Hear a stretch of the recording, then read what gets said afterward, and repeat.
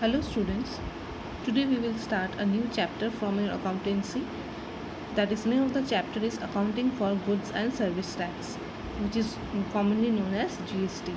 Now this topic GST is very much relevant in today's scenario because often we hear about GST, and this is very important as a consumer as well as for a trader. Okay, so if you are doing a business, you all need to know what are the types of GST or how to collect the GST, and as a conscious consumer you need to know the current taxation policies of the Indian economy. So let us get started into details about the GST.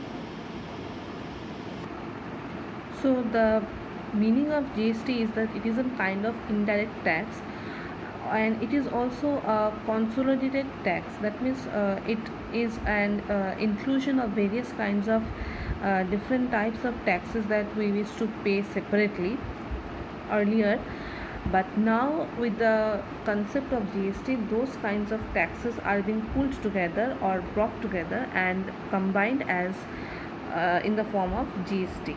Okay, so now GST is not being directly paid by the consumer, but then how do we pay it?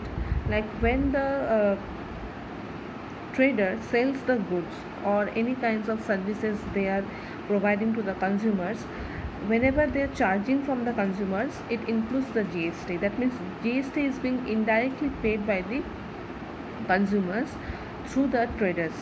Okay, so GST is being collected from the consumers and then paid to the government. So now we will move on to the various types of GST. Now children, see here, GST can be classified into two categories, that is CGST, which is also known as Central GST, and then we have State GST. Okay, now the combination of these two gives us IGST, which is also known as Integrated GST. Okay, now there are various kinds of taxes which are being levied by the central government, and those taxes are being combined as GST. And for the state level also there were various kinds of taxes which were collected from the people, and those are also now being combined as the GST. So now we will move forward with those kinds of taxes which has been combined to GST at the central level as well as at the state level. Okay,